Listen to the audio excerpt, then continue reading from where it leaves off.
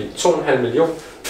Passiv indtægt. Økonomisk uafhængighed vil sige, at du ikke er bundet af at skulle arbejde 37 timer om ugen i 46 uger af året, for at kunne tjene den løn, der kan få det hele til at løbe rundt. Det er et fænomen, der opnår større og større opmærksomhed, og hvem vil ikke gerne være økonomisk uafhængig, og ikke være tvunget til at skulle arbejde i et job, som man måske ikke bryder sig om, men i stedet for at have friheden til at gøre lige præcis det, som man gerne vil. Men hvordan bliver man økonomisk uafhængig? Hvor meget skal man tjene? Hvordan ved man, hvor meget man skal have sparet op eller investeret? Og hvornår ved man, at man faktisk har opnået en økonomisk uafhængighed? Og hvorfor har jeg en blæser på i dag? Det sidste kan jeg ikke svare dig på, men resten vil jeg give svar på i den her video. Så se med. Jeg har smidt blæseren, og nu har vi ned i kælderen, hvor vi skal se lidt nærmere på begrebet økonomisk uafhængighed. For du kender det måske også under et andet udtryk, der hedder FIRE. Og FIRE, det står for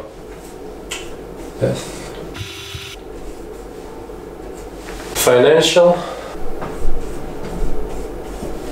Independence. FIRE, det står for Financial Independence Retire Early.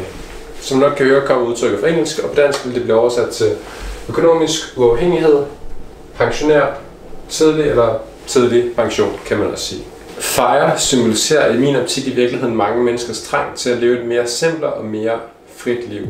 Der er selvfølgelig rigtig mange årsager til, hvorfor man gerne vil være økonomisk uafhængig, og hvad man vil bruge den her frihed til.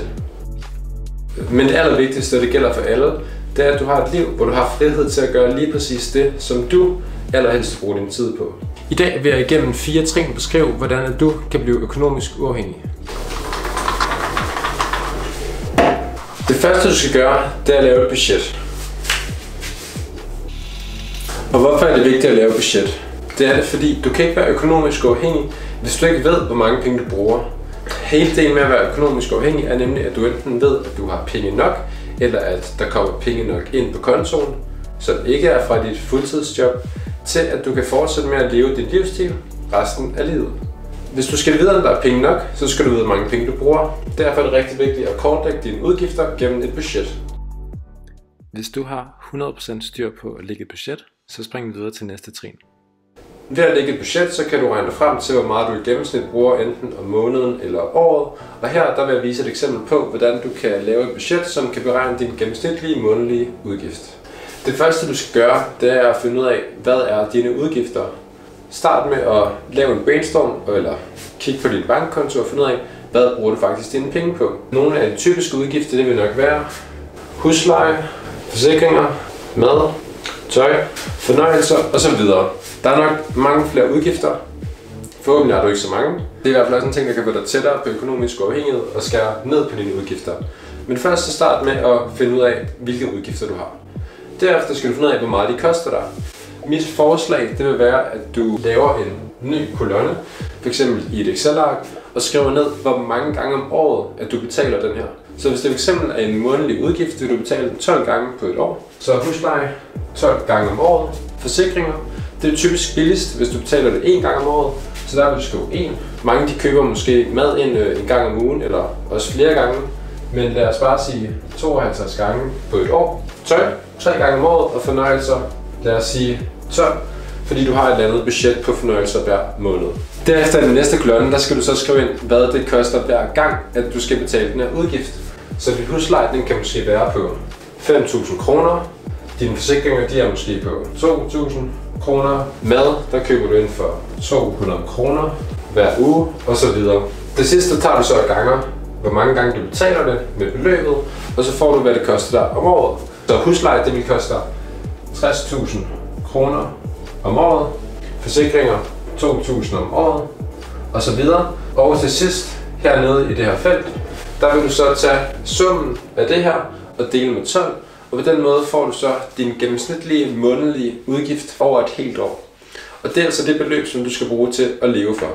Det er vigtigt, at du får alle dine udgifter med, og du også tager både fornøjelser og andre ting, som du måske ikke bruger præcis et beløb på om måneden. Hellere være lidt konservativ og sætte lidt højt frem for lidt lavt.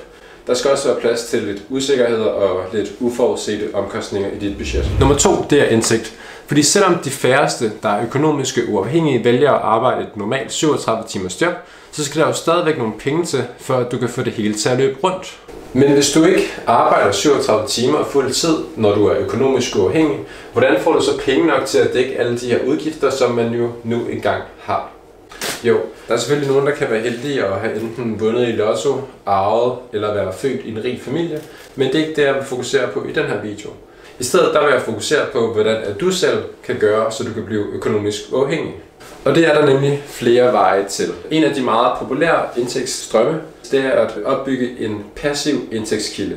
Det vil sige, at du tjener penge, uden at du behøver at arbejde for det. Så uanset om du sover, tager på ferie, spiller computer eller hvad man nu har lyst til, så vil du være sikret på, at de her penge de vil komme til dig helt passivt, uden at du gør noget. Og dermed, der tjener du altså penge, selvom du for eksempelvis sover. Det er også et meget berømt quote fra Warren Buffett, at hvis du ikke finder en måde at tjene penge på, mens du sover, så vil du være nødsaget til at arbejde resten af dit liv.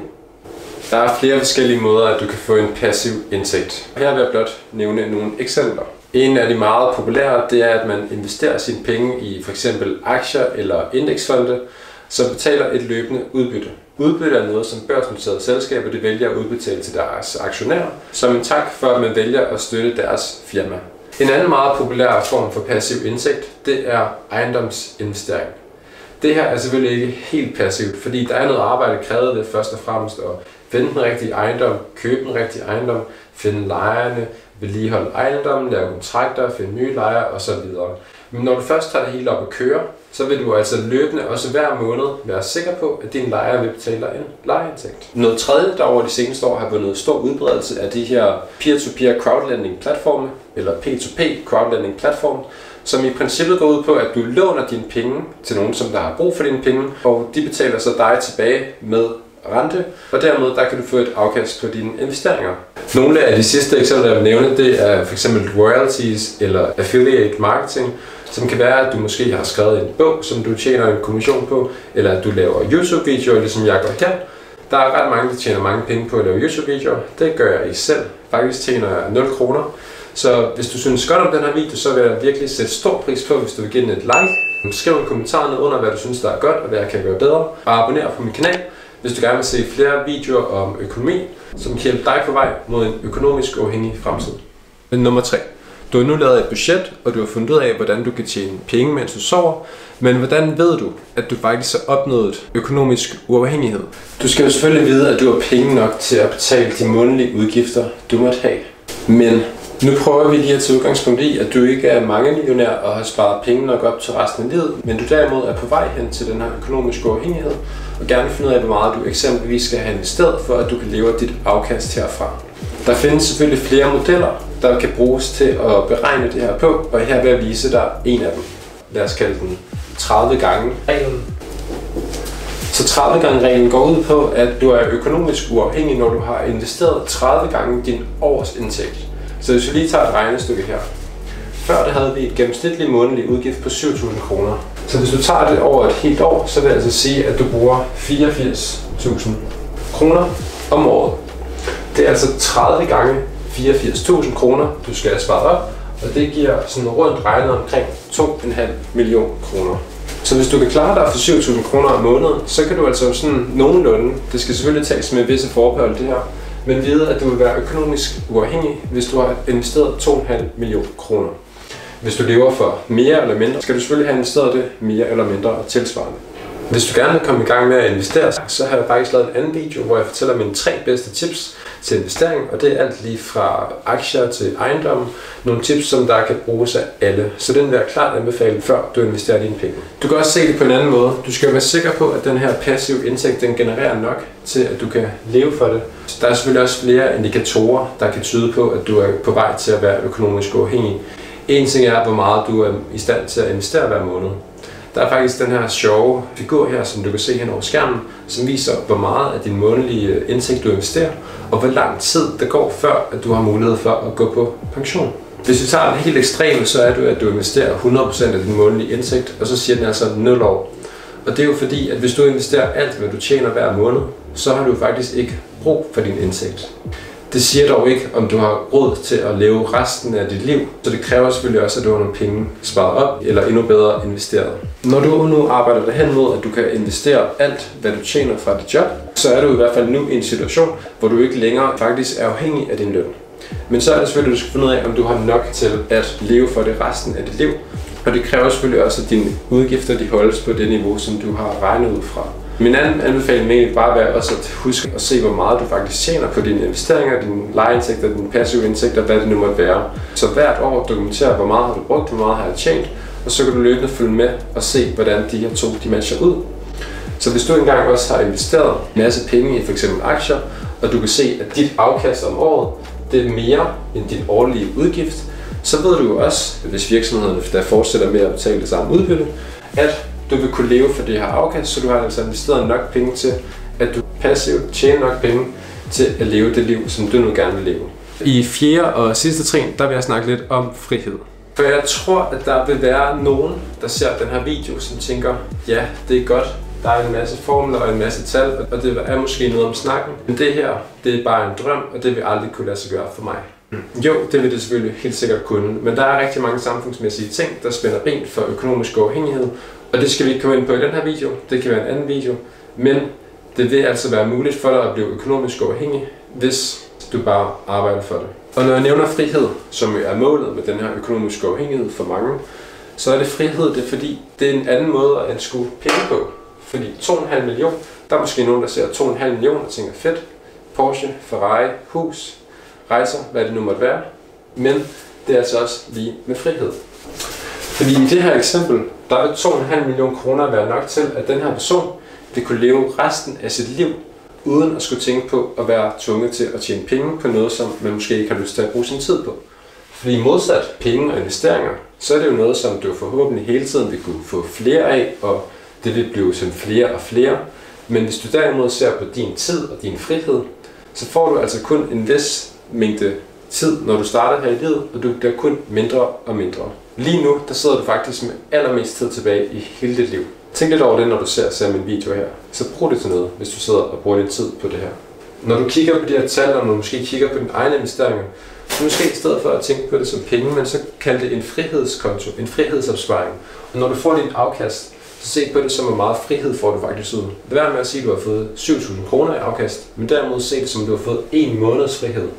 Når du så næste år måske har fået 14.000 i afkast, så har du altså fået 2 måneders frihed. Det vil sige, at du vil faktisk kunne lade være med at arbejde 2 måneder hvert år, fordi du ved, at dit afkast det vil generere nok til, at du får den her ekstra frihed. Så penge, det er altså lige med frihed.